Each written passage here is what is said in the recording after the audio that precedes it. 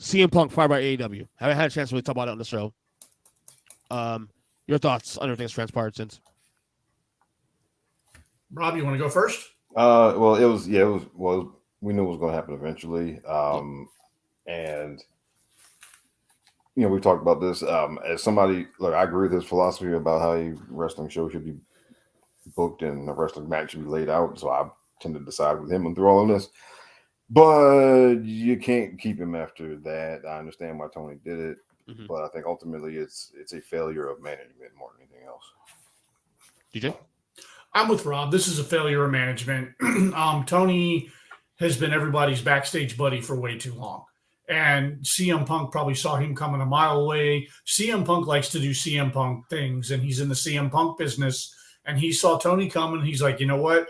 I'm going to take this one by the short hairs, and I'm going to run it how I want to run it until somebody tells me I can't. And it finally led to him. Right? And like I agree with Rob. I agree with a lot of CM Punk's philosophies on how a wrestling show should be run. But at the end of the day, Tony Khan's supposed to be the boss. Who is CM Punk to be telling people who were there the day AEW started? Guys like Jack Perry, these guys laid the first bricks in what would become AEW.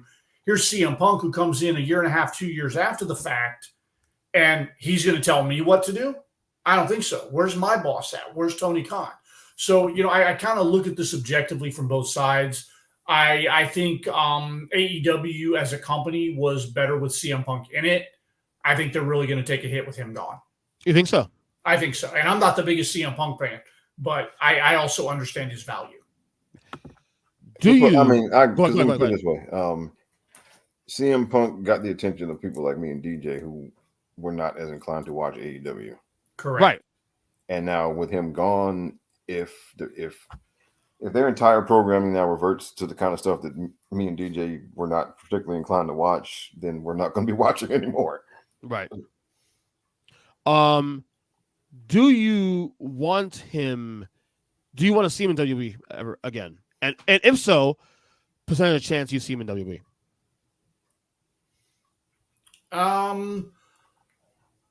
I both would and would not like to see him in WWE. I would, just because I want to see the guy end his career there. He made the biggest name for himself in WWE. I'm a big fan of that type of redemption story. So to see him go back, mend some fences, come back and have one more run and call it a career, I think would be the best way to bookend this whole thing. But if he's going to bring the negativity and the attitude with him, he can stay in Chicago. Yeah, Rob. I'm very curious. It's a curiosity to me. I'm interested to see how it would play out. So more than anything, I do kind of want to see it for that reason. I mean, if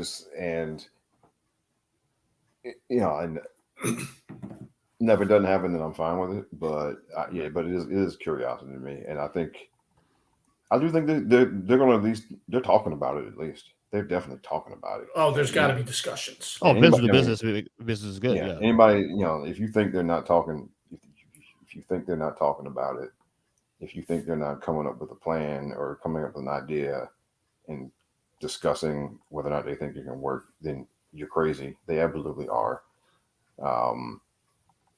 And so look, I think it would be good. I mean, ultimately, I think it would be good. I think if you do it, I mean, as long as things are going the way he thinks they should go, it'll be fine. Yeah.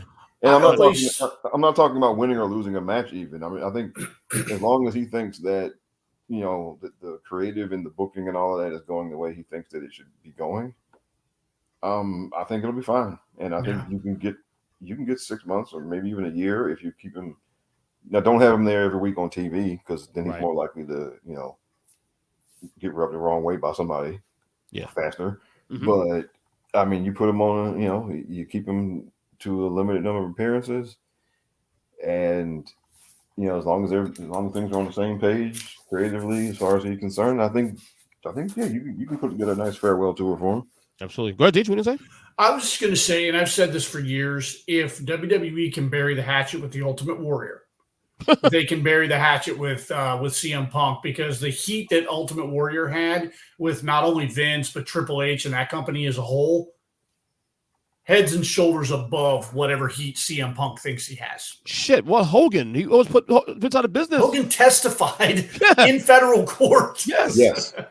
Okay. So yeah, there's always a door cracked open for CM Punk in the WWE. I'll say as much. When I initially saw the firing and when I thought about the whole idea of him going to WWE, I was a flat out no.